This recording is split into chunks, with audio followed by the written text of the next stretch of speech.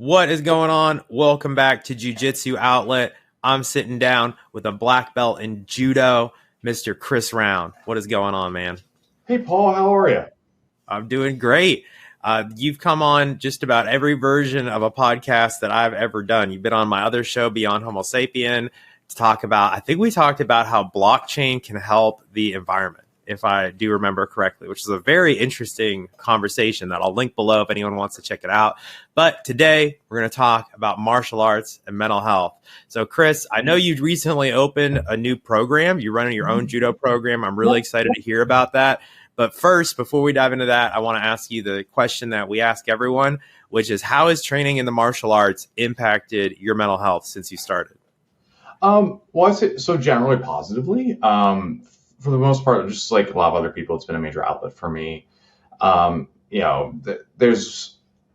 one thing to be in office and have the desire to throw a coworker. It's another to be able to actually go and then go throw somebody after the tough meeting. But in general, it's been positive. I think the main thing that grappling has provided for me has been a support network.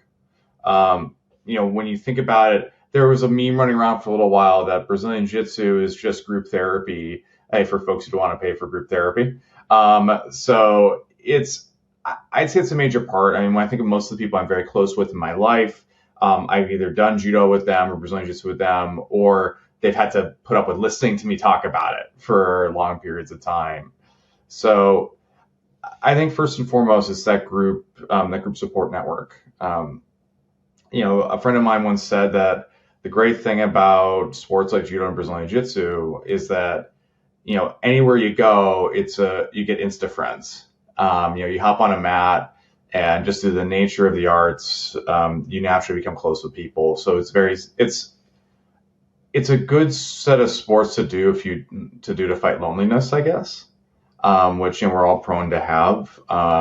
So when I'm thinking about it from a mental health perspective, it's really that ability to help set up your network. So like I've had to, during my 20s, I know you probably had to in the military as well. You have to sometimes you pick up and leave areas a lot. I moved around for grad school and then eventually for work, and consistently my first initial social networks of people, they were the people I met on the mat. Yeah, 100%. It's like this international fraternity at this point that you can just pop in anywhere. And for the most part, you can train and people will be welcoming. A lot of times you won't even have to pay anything. A lot of times you'll have people offer you a place to stay or maybe go out to eat afterwards or whatever. Like I'll always remember when I was visiting Bergen in Norway, I dropped into Bergen Grappling and the coach there, Ivan, was super welcoming. And we ended up going out to eat afterwards. And then the next day he offered to let us join him on a hike up a mountain in Norway. Cool. This dude, and he was like, oh yeah, every Friday morning, me and my dog hike up the mountain. You want to go? And I was like, yeah, fuck yeah. Like, of course I want to go hike this mountain in Norway. And it was so freaking cool, man. It was like one of those experiences that you just won't ever forget. But I wouldn't have happened if I hadn't dropped in and got my ass whooped by Ivan and his Kimura game, which is very high level. So shout out to Ivan at Bergen Grappling. That's but awesome. You know what I'm saying? Like I've had so many of those experiences, and it's not just me. I guarantee you, everyone who's been training long enough has a story, something like that. Oh, I spent Thanksgiving last year with a lovely family. I was in Europe working my PhD, and I was there for about a month in the Netherlands. And there was a family I had met 6 months before doing judo, and I met them about a week, and they said, hey, if you're ever in Europe, come by. And I mentioned offhand to the dad, like, hey, I'm going to be in the Netherlands. I know you're in Germany. If there's an opportunity to come by and to meet up, I'd love to. And lo and behold, I ended up spending Thanksgiving weekend with them. Otherwise I've just been some American sitting in a Dutch city, not real, okay, where can I find a turkey sandwich? So it's funny how that works out. Yeah, it's really cool, man. Like you said, it's an Insta friends, Insta community.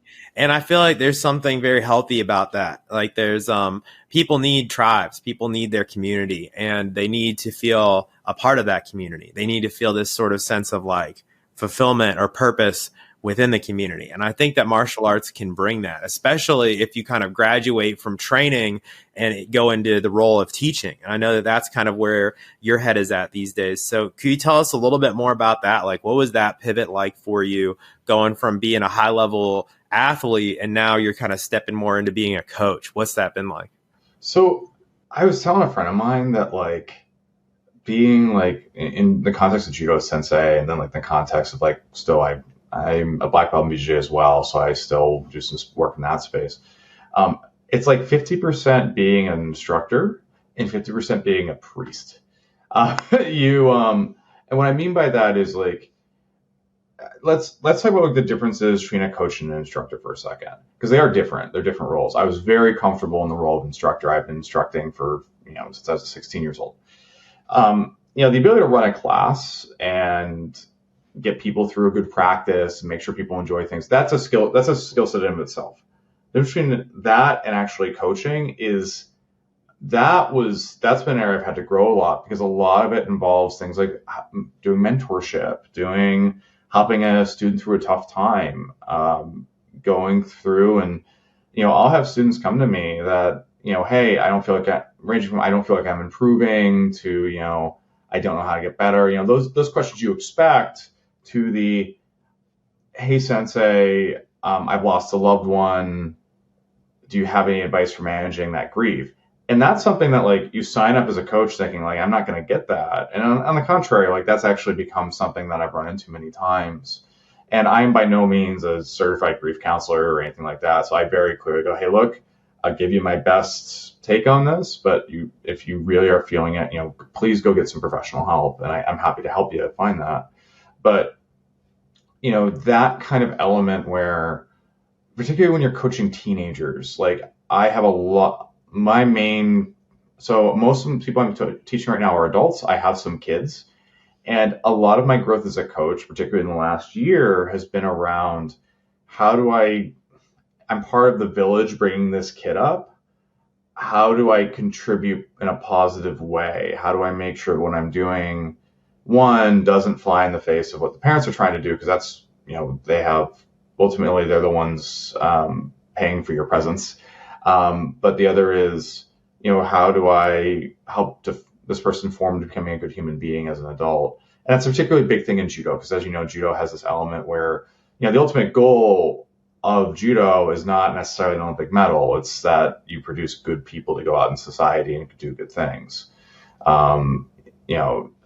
So I think that was the part that I wasn't prepared for per se. I enjoy it because I'd always taken kind of mentoring roles outside of my life in judo, but that's been kind of an interesting area. And I think it's something where, it's something if you're seriously thinking about taking on the role of doing coaching, and I don't mean just like, hey, I run a class once a week, but like seriously, you're going to take something as a head coaching role, or you're looking to, you want to be the next, John Danaher or something. You have to think about how you're going to react in those situations.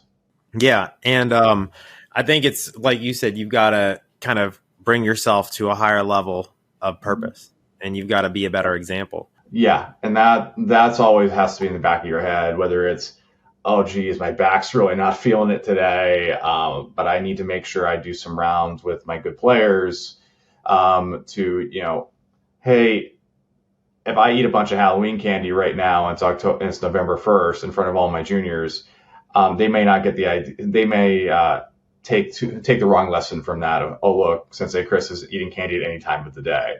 I'm trying to come up with a silly example, but you get what I mean. Like you have to understand that you are stepping into the role of a role model. Yeah. Isn't that interesting how that works? And like you said, then you suddenly become a part of that village. Yeah. A little bit more.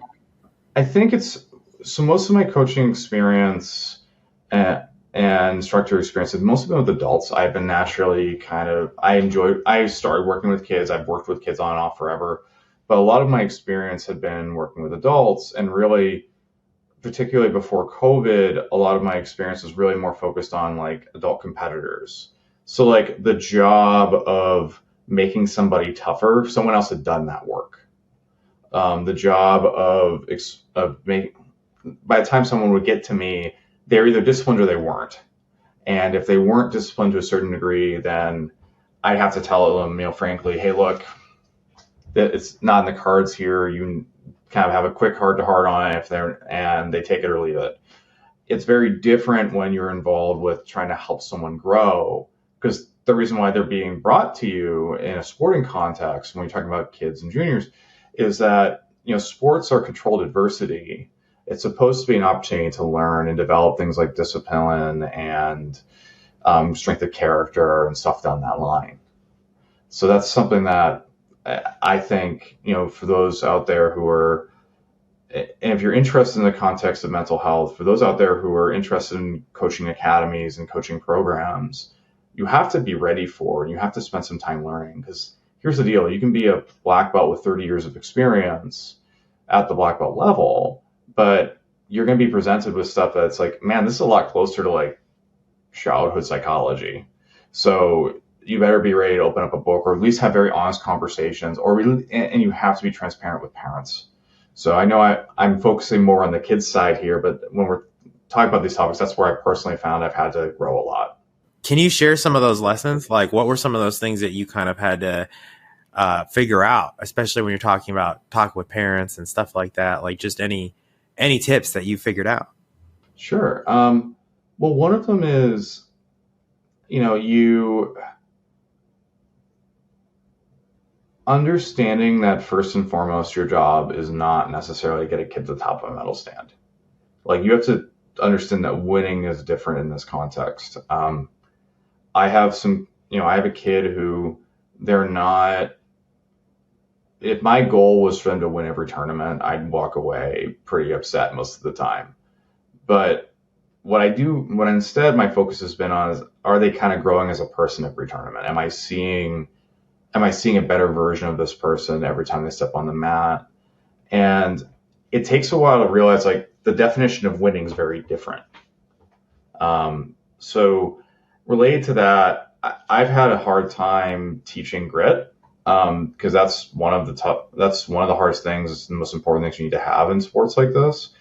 And as I said, it's because I was used to, one, I have a ton of issues with this, and two, I'm used to having people who've already developed that, and understanding where's the line between, helping someone get tougher versus like what's just mean. And I'm not a yelling, screaming style of coach. That's just not my vibe. I'm potentially a little too nice. So figuring out how to create that controlled adversity without, all right, kid, you're doing 1,000 push-ups today. And kind of tailoring it for each kid, tailoring it for each student, that's really difficult. Yeah, I feel like that's where the coach's experience is everything, right? Is kind of knowing how to tailor a class depending on who's there. That's something that develops over time, I think, and experience. And I think there's a lot of politics to all of this in terms of, managing relationships.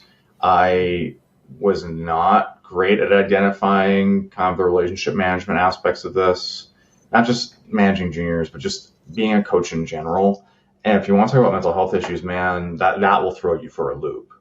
Is, you wake up and you get a message that, hey, there's an interaction you had that was totally cool, that you thought was fine, and it turns out someone was really offended, or, very, very, sophomore year of high school type interactions, the likelihood of running into those jumps when you're in these kinds of positions, because one, the words you're going to have will mean more to a lot of people.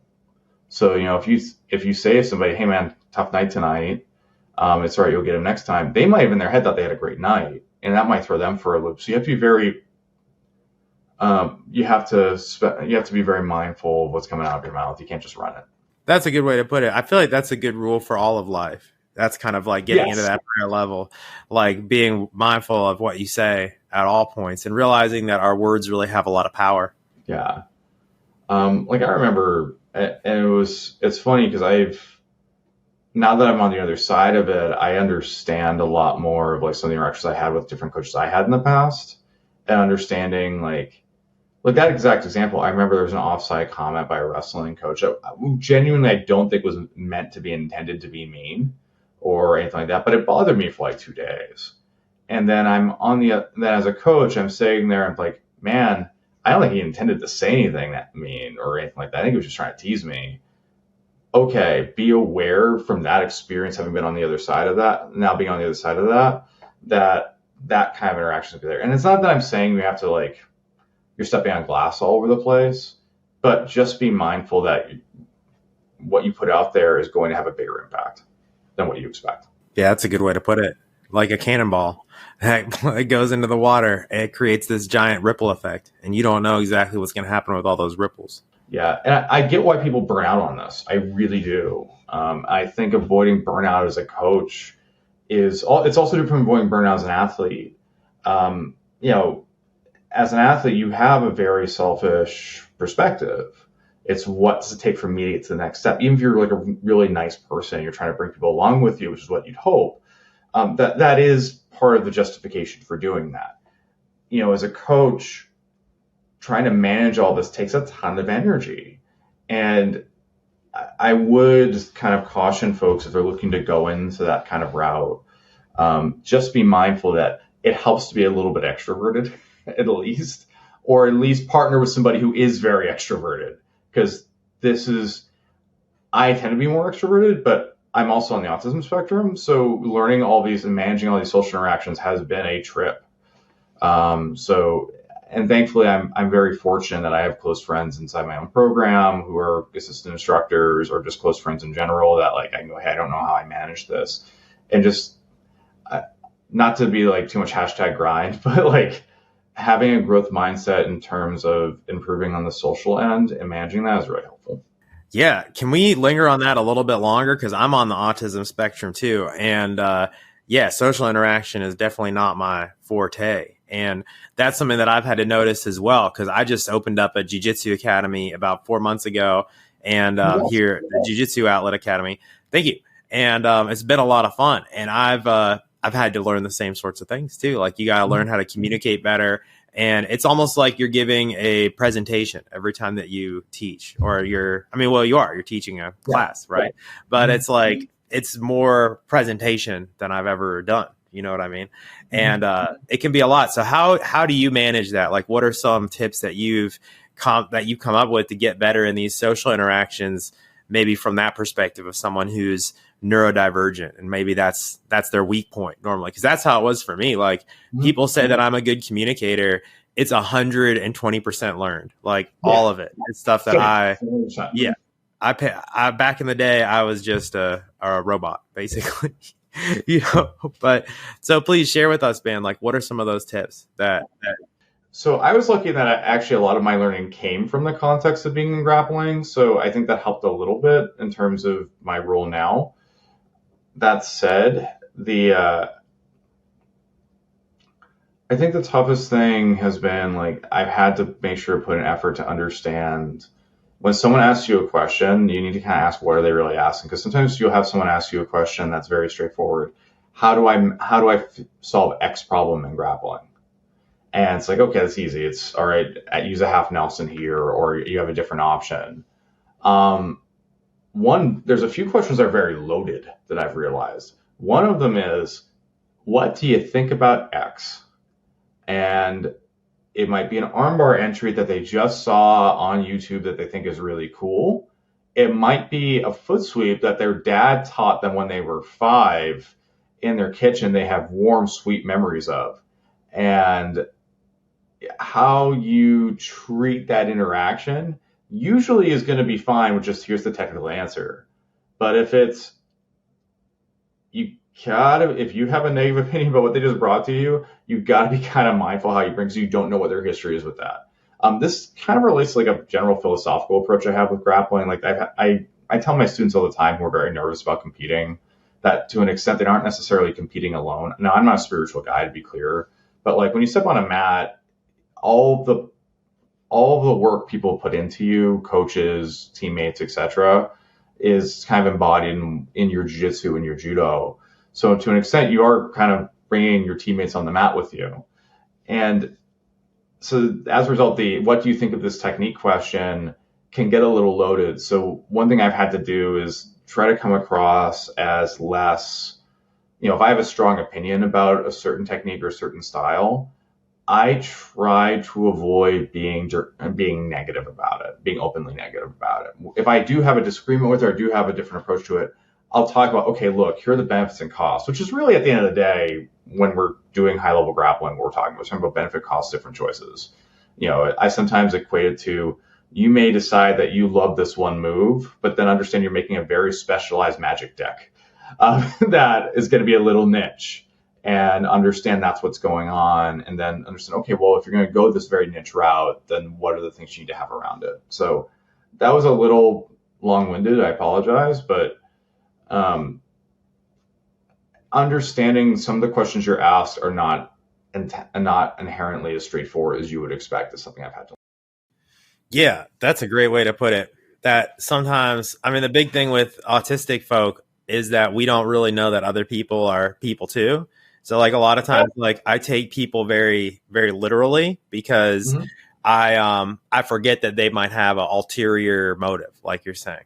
It's just not, it's not on my radar necessarily. Or like sarcasm can be really difficult for autistic people. And just knowing like if someone's joking, like that can be hard a lot of times too, if it's not in a certain context, especially when it's written, especially if you're like texting with someone, man, it is so hard, especially on Facebook or stuff like that. Like that's why I just don't get into the comments section and like start people, because I have no idea their tone or what they actually mean, or if they're joking or whatever. Like it's completely off my radar most of the time. So yeah, I feel like that was very well said, man. Like just kind of taking that into consideration, that whenever people say something, especially a question, that a lot of times there's other stuff going on behind that. And that might seem obvious to a lot of people, but those people are not neurodivergent because it's not obvious to me. And even people like that thing about, I've actually found that a lot, and it's not the stereotype, but I found that a lot of times with much older students. Like if I have another experienced black belt come to me about like, have you thought about X? Sometimes I'll realize they'll do that, and it's more like, I have a solution. Do you like my solution or use my solution? And sometimes those solutions are great. I think they're phenomenal. And you have to have a very open mind. I think that's one of the biggest problems that happens in coaching, is that people learned how to do judo or Brazilian Jiu-Jitsu, wrestle in a certain way, and thus they assume that's the right way, which, let's be clear, these are learning how to teach and methods for teaching and all these, they're constantly evolving and changing. Your options to teach jiu-jitsu or judo now are very different from what they were in 1980. I can send you a video clip and have really nice, informed explanation of how to do Shimada that you could then show in front of a class and then go around and help problem solve for. Like there's stuff you can do. So I think that just understanding that dynamics. Also, a lot of the conflicts, a lot of like the stupider like keyboard warrior conflicts that I've experienced in real life regarding like, some people's attitude, some old people's attitude in judo about Brazilian Jiu-Jitsu, or some folks who are, and I'm stereotyping a little bit, but then you'll have folks who like they've done Brazilian Jiu-Jitsu for a year and they think, well, judo throws aren't working, and what good is that? And then, and in the meantime, in all of this shit, people are actually athletes at a high level, and they understand where the actual divides are and what works and what doesn't. But a lot of times when people are arguing about things in martial arts, they're actually not arguing about martial arts. They're arguing about whether or not they've made the right choices in their life. And that, when you realize that lens, all of a sudden it becomes a lot easier to navigate when those little spats happen. Does that make sense? Yeah. And it's like that, not just with martial arts, I think, but with everything, right? Like people get triggered so easily. And sometimes you see someone speaking entirely from a trigger. A trigger is really just when you remind someone of something that happened in the past that was traumatic, or they didn't like it or something like that. And they're reacting from that place of trauma as if it had just happened. And it can be very difficult sometimes. And recognizing those moments can help a lot. But again, like for people like me, it doesn't come naturally. But sometimes I've found that autistic people become really good at identifying those trigger moments because we have to learn about it, because we have to be on the lookout for it and it doesn't come naturally for us, we then turn on that hyper-focused part of our brain that wants to learn about stuff, and then we get really good at it. So you can get really good at it for sure, but starts off in the negative. Well, it's like the natural athlete who can walk out and time an Uchimata perfectly or a Berimbolo perfectly on their third try, then having trouble explaining how they're doing it versus someone who can do it, but they did over spending a lot of time studying how to do it. So I think that sometimes is what happens there in terms of that dynamic. 100%, man. I'm with you. So I know we got to wrap this up here pretty soon, but I wanted to ask you a little bit about your new judo program. Can you tell us about like what's the new program like and just how are you thinking about training? And tell us like if someone wants to come train with you, where can they do that? Sure. So I teach out of High Noon Brazilian Jiu-Jitsu and Fitness in Alexandria, Virginia. So that's just south of DC, 85 South Bragg Street. And we've been there now. We were founded the Judo Program was founded in June 2022. The Brazilian Jiu-Jitsu program overall has been around for 5-6 years.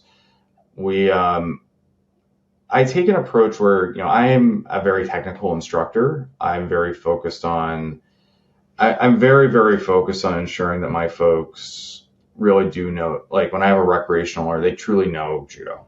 And I have two goals ultimately is that I want people to, I would say I want to have great competitors. I care a lot about that. I came out of, you and I have known each other for a long time. I came out of a tradition that was very focused on Olympic judo. But I also care a lot about ensuring that anyone who gets a black belt underneath me, they can go out and they can be a capable instructor if they so choose, and that they have the knowledge base. And not only that, because I'll just do a quick lip service to it. Recreational people are what keep your dojo open, and they're also what ensure you end up with good competitors. Because if you have competent recreational players, you'll have excellent competitors. So anyways, I have a general approach that's very knowledge focused. It's not that we aren't training hard, we are. But I've been trying to find new and interesting ways to teach and improve on technical instruction. So obviously we have deep entwinement with the Brazilian Jiu-Jitsu program there. I have the general focus of, grip fighting and groundwork and conditioning as being keys for winning big matches in the first place.